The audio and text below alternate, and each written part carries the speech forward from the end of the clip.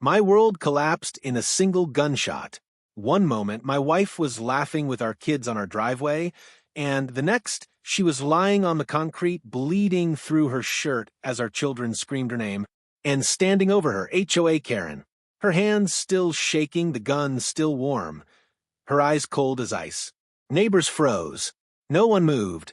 No one breathed. And then Karen stepped closer to my dying wife, looked straight at me, and whispered the words that still haunt me. She deserved it. I dropped to my knees, my hands covered in my wife's blood, begging her to stay awake, while Karen calmly tucked the gun under her arm like she had just checked her mail. But what Karen didn't know was that 3 cameras had caught everything. And when the truth came out, the whole neighborhood exploded.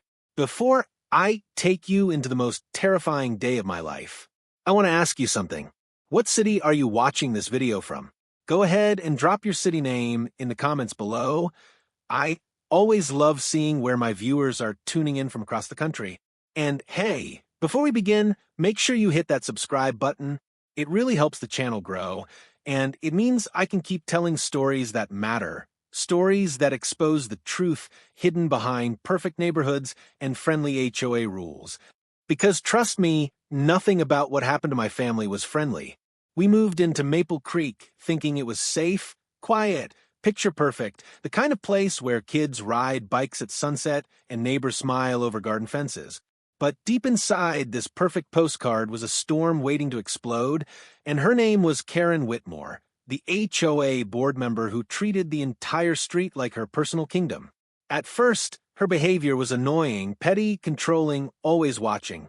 But soon it became obsessive. She monitored our kids like they were criminals, sent violation notices for toys on the porch, complained about my wife's laughter being too loud, and even scolded my children for drawing chalk hearts on the sidewalk. We tried to ignore her. We tried to be patient. But Karen wasn't looking for peace. She was waiting for a moment, one moment, to unleash something far worse than angry notes and petty threats. And on a warm Friday evening, right in front of my children, she crossed a line no one imagined she was capable of crossing. Now, let's start the story exactly where it began. The day everything fell apart started like any ordinary Friday, the kind of day where the sun feels warm but not harsh, and the air carries a softness that makes you believe life is good. My wife, Emily, had just finished making pancakes for our kids, Aiden, who was 9, and little Sophie, who was 6. They were excited for the weekend, running around the living room with the kind of carefree joy only children have. I remember leaning on the doorframe, watching my wife laugh as she tried to wrangle them into their shoes. That laugh, I didn't know it would be the last time I'd hear it without pain stitched into the memory. We were planning to spend the evening in our driveway, letting the kids play while we repainted the wooden bench near the garden. It was supposed to be calm, simple, ordinary. And it would have been if Karen hadn't stepped outside. Even inside our home, we could sense her presence. Karen Whitmore, the self-appointed queen of Maple Creek, was already pacing down the sidewalk at 8 a.m., clutching her HOA clipboard like it was a holy scripture. She stopped at every house, pointing at bushes that were too wild, garbage cans that were too visible, and wind chimes that were against noise policy. Mostly, people ignored her, but she didn't ignore us. Ever since we moved in, Karen fixated on our family like we were some sort of infestation she needed to personally remove. The first time she yelled at our kids for leaving sidewalk chalk drawings, we brushed it off. The second time, she glared at my wife for having the wrong shade of white on our porch trim. The third time, she snapped at Emily for placing our recycling bin on the left instead of the right. But lately, Karen's behavior had escalated from irritating to unsettling. She'd stop in front of our house and stare, long, disturbing stares that felt like threats wrapped in silence. Sometimes, she'd mutter under her breath. Sometimes she'd just smile, a thin-lipped smile that made the hair on my arms rise. That Friday, she took things a step further. While Emily helped the kids buckle into their bikes, Karen marched straight toward us. "Your children," she hissed, "were riding their scooters past 7 p.m. last night. That is against community quiet hours." Emily blinked. They were home by 6:30. Karen leaned in so close Emily stepped back. "Don't lie to me." I know what I saw. I stepped forward, placing myself between them. Karen, nobody lied. Please step back. Karen's gaze flicked to me, sharp, cold, almost triumphant. You people think you can break rules and get away with it? Not on my street. We pay the same HOA fees as everyone else, I replied calmly. You don't control us. Her jaw twitched. Oh, but I do. Then she walked away, but not before looking at Emily with a strange expression, an expression I would only understand later when it was too late. Emily tried to shake it off. Let's just focus on today, she whispered, squeezing my hand. We spent the afternoon painting the bench, letting the kids chase Bubbles through the yard. For a few hours, it felt like normal life had returned. Emily's hair shone in the sunlight, her cheeks glowing, her laughter echoing across the driveway. Sophie kept calling her the best mommy ever, and Emily kept kissing her forehead. I swear, the world felt perfect for a moment. But perfect moments are fragile, and sometimes they're warnings. Around 5 p.m., I noticed Karen standing across the street, half hidden behind her hedges, staring again. This time, something was different. She wasn't holding her clipboard. She wasn't holding a violation notice. She was holding her purse, gripping it tightly, knuckles pale, fingers trembling like she was fighting an internal war. Emily noticed her too. Just ignore her, she whispered. But I couldn't. There was something in Karen's eyes, something unhinged, something dangerous, something that told me she wasn't just having another bad day. She was building toward something. I walked closer to Emily and lowered my voice. Did she threaten you earlier? Emily hesitated. She said, one day the community would thank her for dealing with us. I thought she was just being dramatic. My stomach tightened. Why didn't you tell me? I didn't want to worry you, she whispered, or ruin our weekend. She smiled softly, but fear flickered behind her eyes. I kissed her forehead. We're okay. She won't do anything stupid. I was wrong. Around sunset, as orange light spilled across the street and shadows stretched long and thin, the kids asked to ride their bikes one last time. Emily agreed, reminding them to stay close. I walked inside to grab a bottle of water, 1 minute, maybe less. 1 minute. When I stepped back out, everything changed. Emily was standing near the driveway, talking calmly, trying to reason with someone. I froze when I saw who. Karen. Her eyes wild, her voice raised, her hand inside her purse. I moved toward them fast, too fast, because Karen's attention snapped toward me like a predator's sensing movement. Emily raised her hands. Karen, please, the kids are here. Let's talk later. Karen's voice cracked like splintering glass. I warned you. I warned all of you. Then she yanked something from her purse, and in that single horrifying heartbeat, I realized what it was. A gun. And everything inside me screamed too late. The world slowed down the moment I saw the gun in Karen's trembling hand, like time itself held its breath, waiting to see whether humanity was still present in her eyes or if something darker had already taken over. The sunset behind her cast a fiery glow on the metal, turning the weapon into a glowing symbol of everything we feared she might one day become. I lunged forward instinctively, shouting her name, shouting my wife's name, shouting anything that might freeze her long enough for Emily to step away. But Karen didn't step back. She didn't hesitate. She didn't even blink. She raised the gun with a chilling steadiness I never imagined she was capable of. Emily gasped, putting her hands up, her voice breaking as she pleaded, Karen, stop. Please, my children are right here. But Karen's face twisted with something vicious, something almost triumphant. You think being a mother makes you special? She hissed. You think you can break every rule and laugh like you're untouchable? I kept moving toward them, each step feeling like swimming through concrete. Karen, put the gun down. I yelled, my voice cracking as Sophie and Aiden stood frozen near their bikes, eyes wide, breath shaking. Sophie whispered, Mommy? A small, terrified sound that sliced through the air like lightning. And then, in a moment so fast and yet so painfully slow, Karen turned her wrist toward Emily and pulled the trigger. The sound wasn't like the movies. It wasn't loud or dramatic. It was sharp, quick like a snapping branch, a cruel pop that shattered the world. Emily's body jerked backward. Her breath ripped from her lungs as she staggered, then dropped onto the driveway as though the earth itself had swallowed her legs. For a full second, nobody moved. Not me, not the kids, not even Karen. The echo of the gunshot hung in the air, thick and unreal. Then everything collapsed. MOM. Aiden screamed, sprinting toward her. But I grabbed him mid-run, dropping to my knees beside my wife. Blood seeped through her shirt, warm against my hands as I pressed down in desperation. "Emily, stay with me," I whispered, my voice trembling so violently I could barely form the words. Her eyelids fluttered, her fingers twitching weakly around my wrist.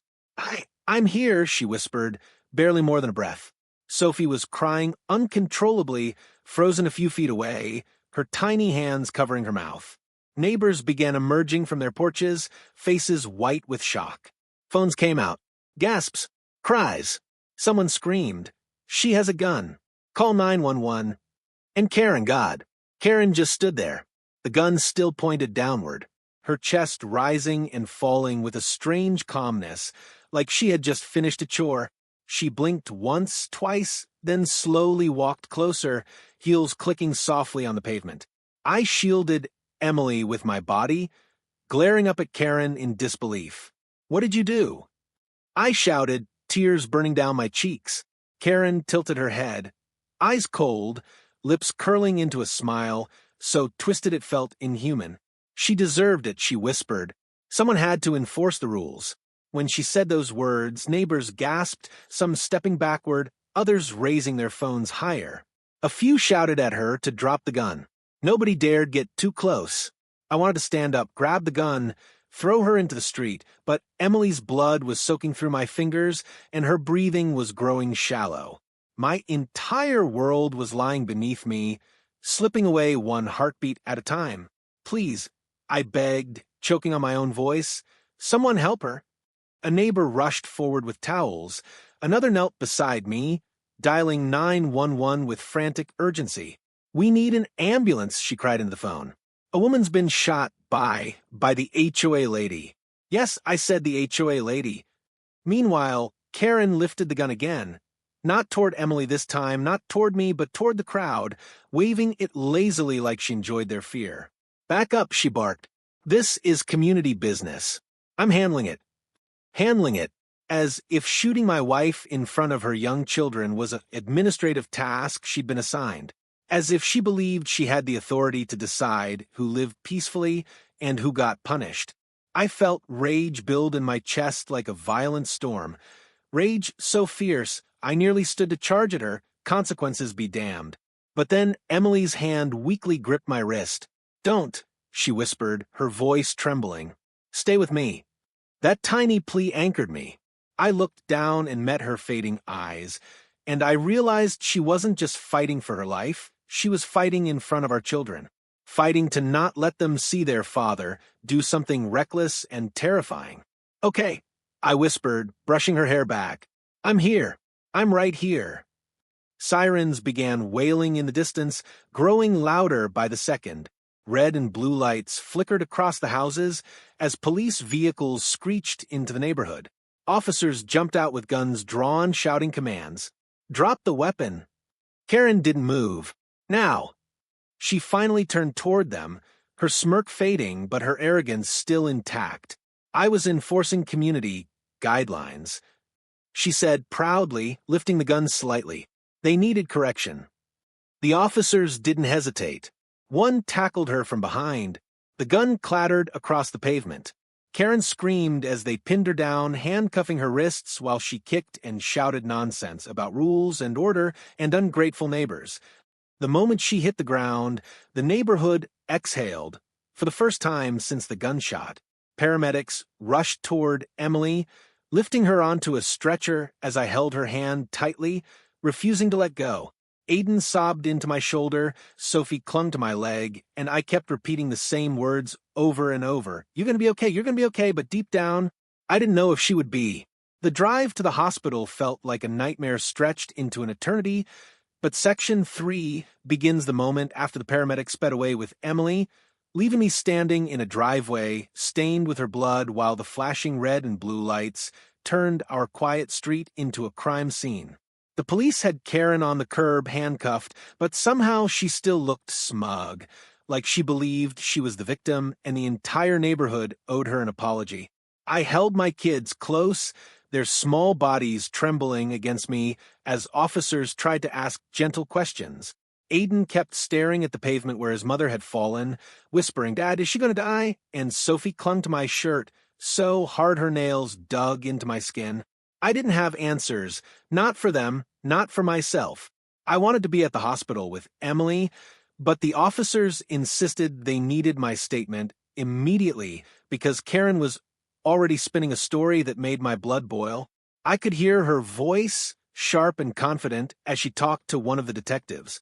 "He attacked me first," she claimed loudly, pointing her chin at me even while handcuffed. I feared for my life. His wife charged at me. I acted in self-defense. My jaw clenched. Every neighbor who heard her stopped in disbelief. One woman shouted, "Karen, you liar! You aimed at her." But Karen only smirked. "You people never liked me, so of course you'll believe him." I stepped forward, fury shaking my hands. "She shot my wife in front of our kids." "For what?" "Because she doesn't like sidewalk chalk." The detective raised a calming hand. "Sir, please, we'll get the full story." Karen flipped her hair over her shoulder like she was at a beauty salon instead of in cuffs. "I have the right to protect this neighborhood from threats. They were a disturbance for months." One officer muttered under his breath, "Lady, you're digging your own grave." But Karen seemed convinced, absolutely convinced, that she would walk free. And, truthfully, the fear that she might was suffocating. I'd seen enough cases on the news where manipulators twisted stories so well that justice slipped through cracks. My kids' terrified faces reminded me what was at stake. Then suddenly, a voice cut through the tension. "Officer, you need to see this." It was Mr. Langley, our elderly neighbor from across the street, panting as he hurried toward the police with a tablet in his hands. My Ring camera caught everything, the whole thing. The gun, the argument, the shot. It's all here. My heart thudded. Evidence. Real evidence. The detective took the tablet and walked toward his squad car to review the footage while Karen called out smugly, "Good. Then they'll see how violent they were toward me." But as soon as the first few seconds played inside the car, the detective's expression changed. His eyebrows shot up. His jaw tightened. Another officer leaned in. Then another. A low murmur rippled among them. Karen's face paled just a little. "What are you watching?" she demanded. No one answered. Then the detective stepped out of the car, his voice colder, firmer. "Ma'am, we have clear footage showing you approaching them, escalating the situation, and firing without provocation." Karen blinked. "That's impossible." "It's not just one camera," he continued. "Two more neighbors have footage from different angles." A buzz of voices rose around us as other people stepped forward. Phones raised, hands shaking. "I recorded it too," one mother said. "We saw everything." "I got her yelling at the kids." Earlier, another added. Karen's facade began to crumble. Her lips trembled. She shook her head slowly, like the world around her was warping. No, you're all against me. You always were. I was protecting the community. This is a setup." But the officers weren't listening anymore. They already had what they needed.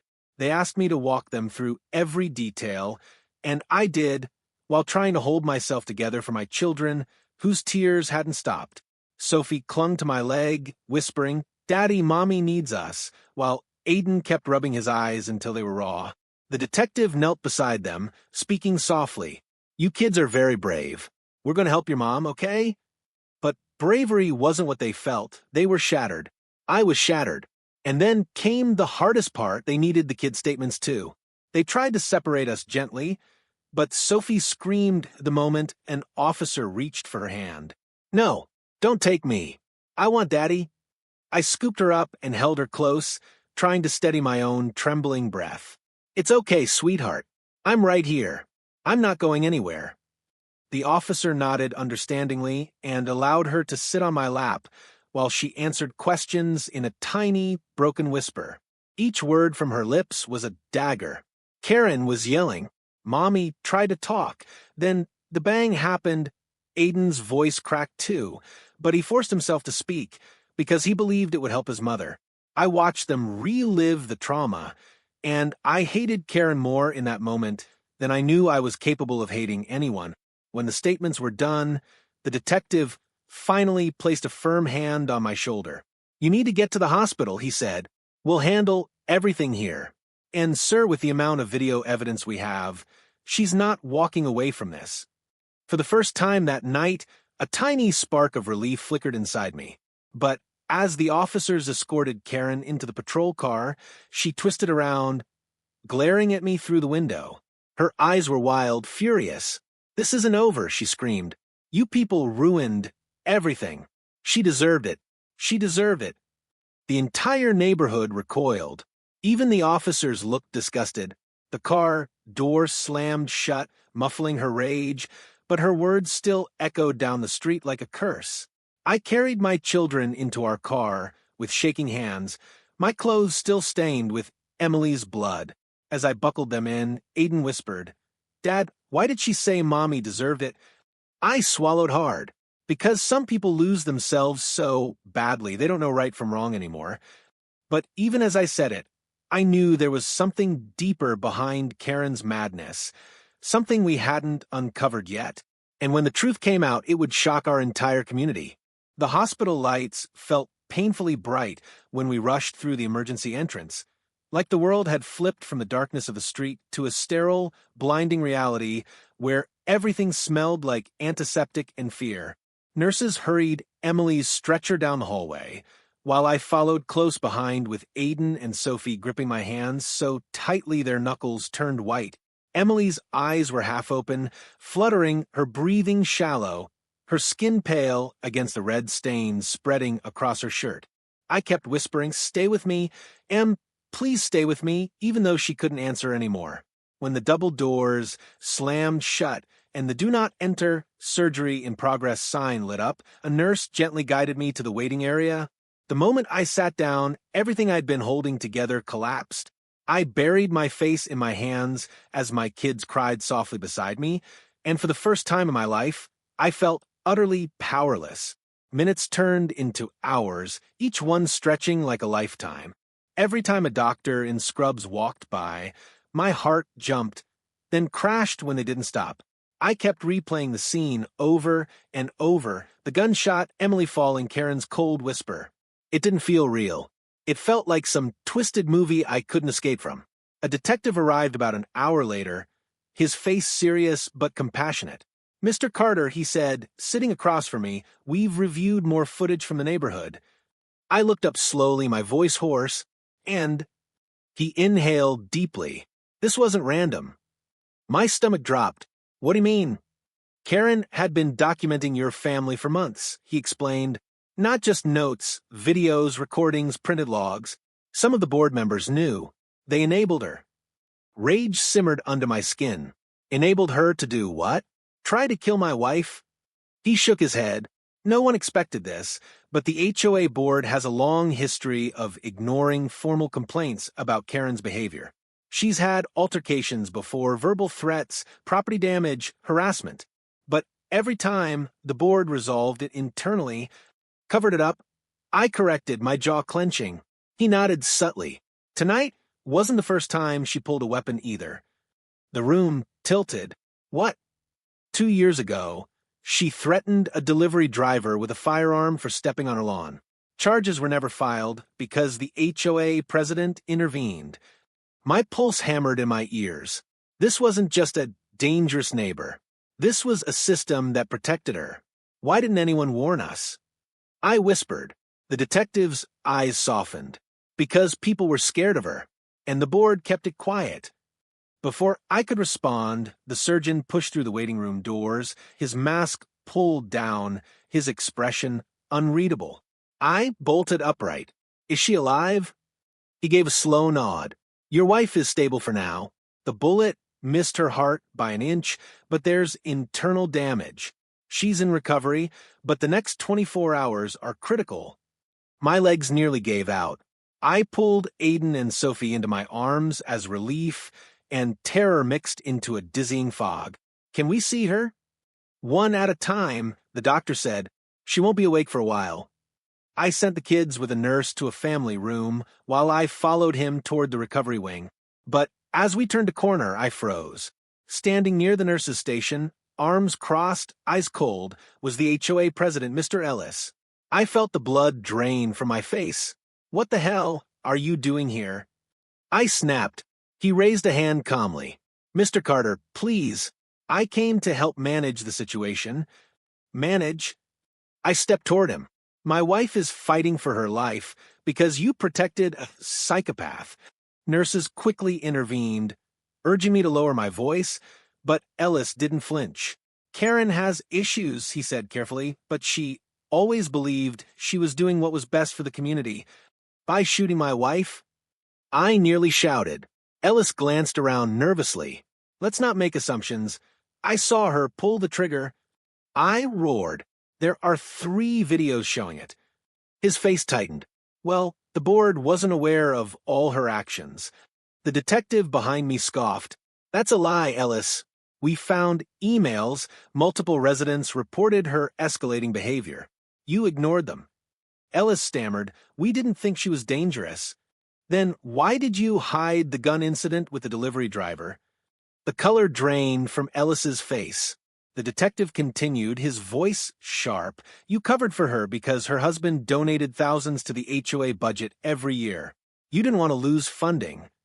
Ellis swallowed hard but said nothing. My hands shook, not from fear, but from fury. My wife almost died because you were protecting your bank account. Ellis opened his mouth to speak, but a loud gasp echoed from the hallway. I turned, and there she was, Karen, escorted by 2 officers, her wrists cuffed, her hair disheveled, but her expression burning with rage.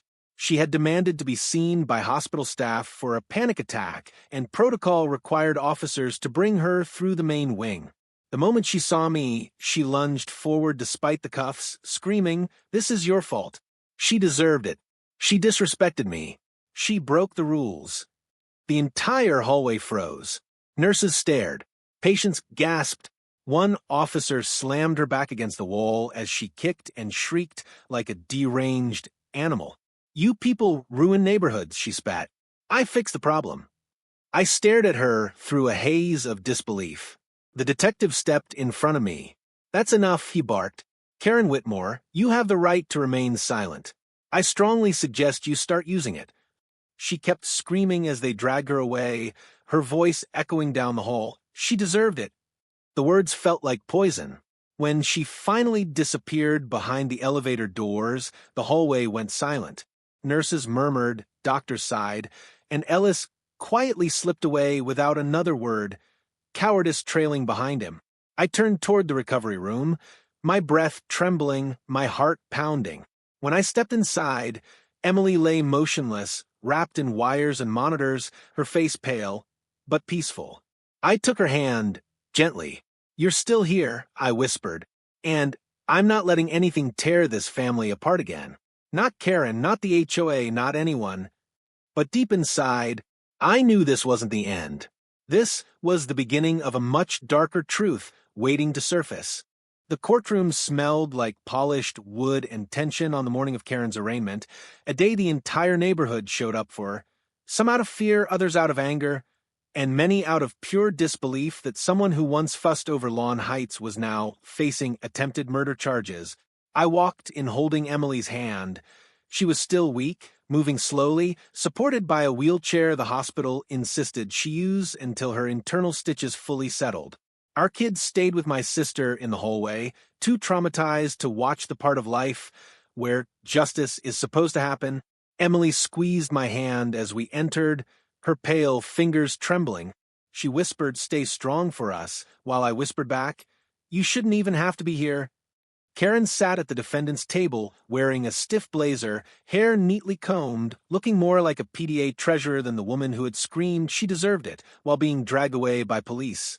But her eyes still carried that disturbing madness, a simmering hatred that flickered every time she glanced at Emily.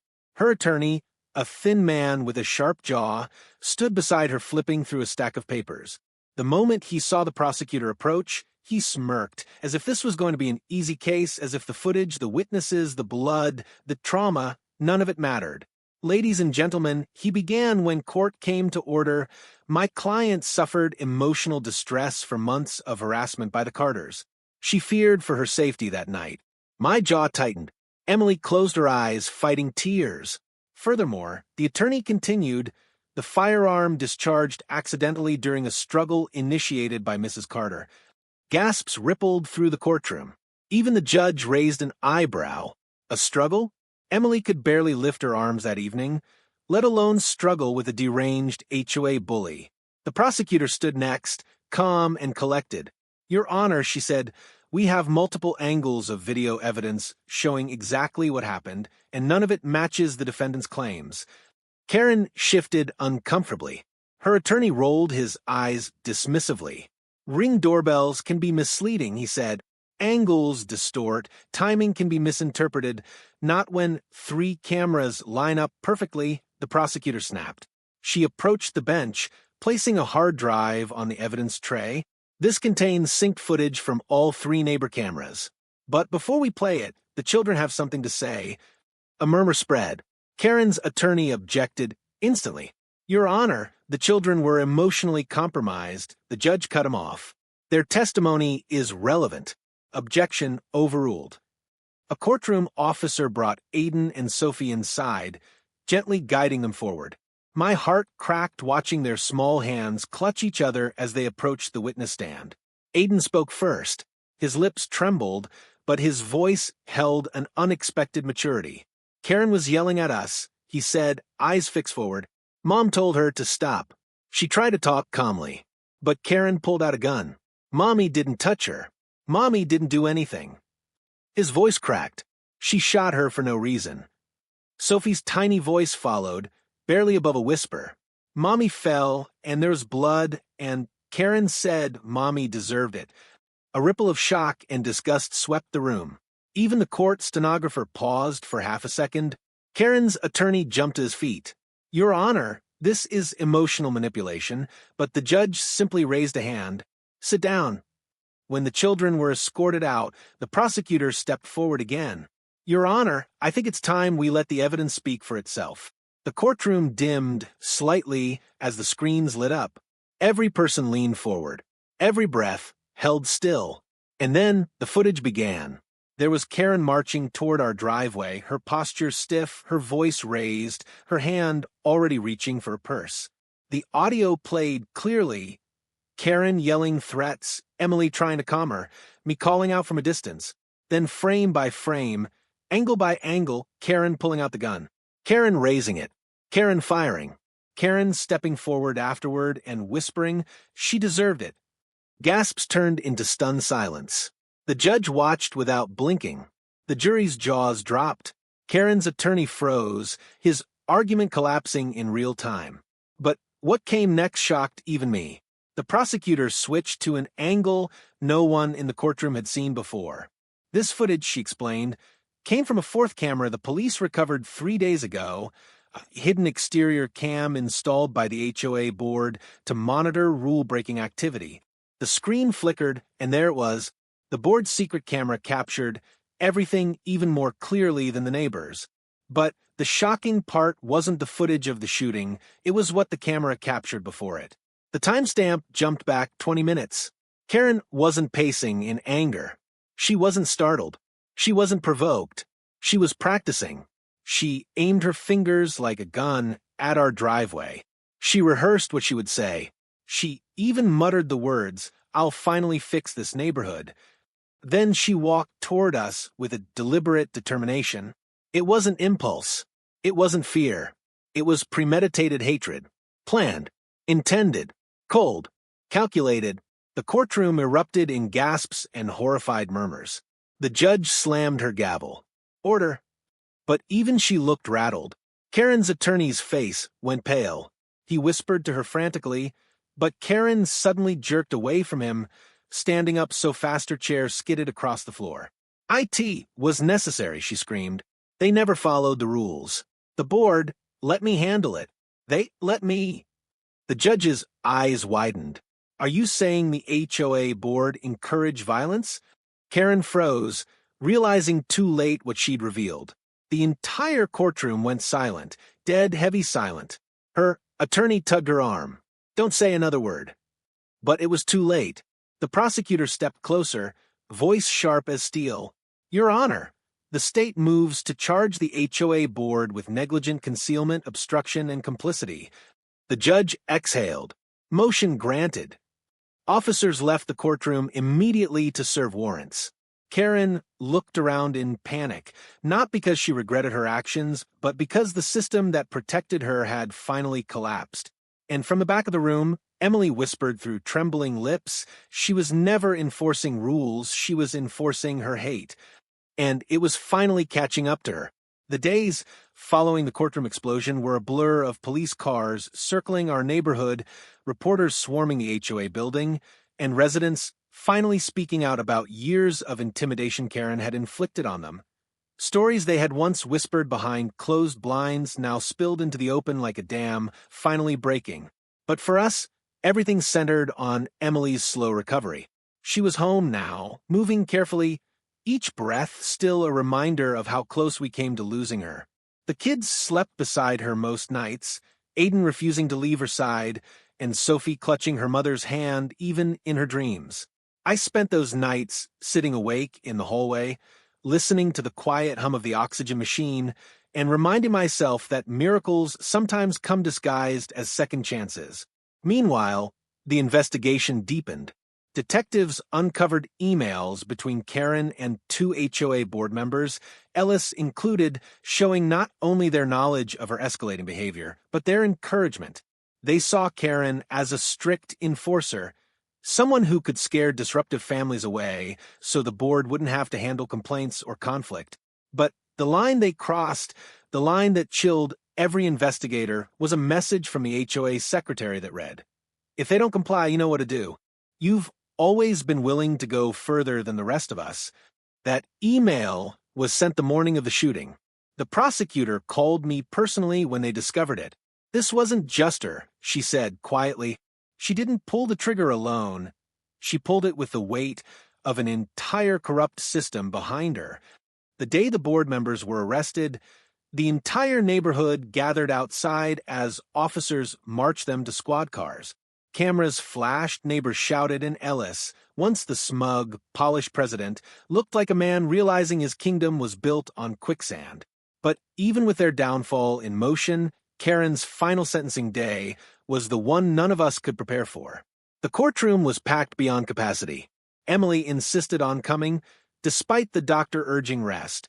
"I need to look her in the eye," she said, voice steady but soft. I wheeled her to the front row. Karen entered in an orange jumpsuit, wrists shackled, hair disheveled, looking smaller than before but still burning with bitterness. She scanned the room, her gaze landing on us, and for a split second, something flickered in her eyes. Not remorse, not fear, something darker, something wounded. When court began, the judge summarized the charges: attempted murder, assault with a deadly weapon, child endangerment, conspiracy, and obstruction in connection with the HOA board. Karen's attorney tried one last desperate move, claiming mental instability, childhood trauma, emotional collapse. But Karen suddenly stood up and interrupted him, her voice shaking not with fear, but fury. "They destroyed this neighborhood," she shouted, pointing at us. "They brought noise, chaos, disrespect. I was the only one protecting the rules." The judge's gavel slammed. "Ms. Whitmore, sit down." But Karen kept going. "If the board hadn't been so weak, I would have fixed this place years ago. People like them don't belong here. They ruin everything. They ruin order." Her voice cracked into a scream. Someone had to make them follow the rules. Emily slowly rose from her wheelchair, leaning on the rail for support. "We followed every rule," she said softly but firmly. "You just wanted control. And when you couldn't have it, you chose violence." Karen froze. For the first time, her expression faltered, not in guilt, but in confusion, as if she couldn't understand why the world didn't applaud her for what she'd done. The judge delivered her sentence. 35 years with no possibility of parole, plus an additional 12 years for conspiracy with the board. Collective gasps filled the room. Karen didn't cry. She didn't argue. She didn't beg. She only stared at us with hollow eyes as the bailiffs cuffed her and began escorting her away. But just before she crossed the doorway, she turned her head slightly and whispered, barely audible, "I was right," and then she was gone. The courtroom exhaled. Reporters rushed for statements. Neighbors hugged one another. But all I cared about was Emily leaning into me, her breath warm against my shoulder, her voice trembling as she whispered, "It's over, we're safe now." Weeks later, the HOA was dissolved entirely.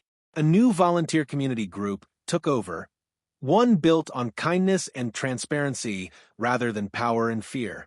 The bench in our driveway, still half-painted the day of the shooting, became the place where our family sat every evening, not to look for danger, but to appreciate peace.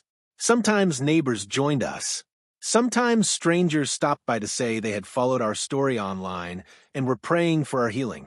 And though the scar on Emily's chest would always be there, so would her strength. So would our resilience. So would our gratitude for every day we still had together. Because in the end, Karen may have tried to destroy our family, but instead she exposed corruption, united our neighborhood, and taught us that no darkness, no hatred, no twisted rule enforcer could ever overpower the love inside a home built on kindness. We survived her violence, and we reclaimed our lives. If you've made it this far, thank you. Stories like ours aren't just entertainment. They're reminders of how fast life can change, how important it is to stand up for your family, and how powerful a community becomes when it refuses to stay silent. If you believe Emily deserved justice, if you believe no mother should ever face what she did, then comment "Justice for Emily" down below. Let's flood the comments with support, strength, and solidarity. And before you scroll, hit that subscribe button. Your support helps me share more real-life, inspired stories of courage, truth, and the families who survive the unimaginable. Thank you for watching, and take care of the ones you love.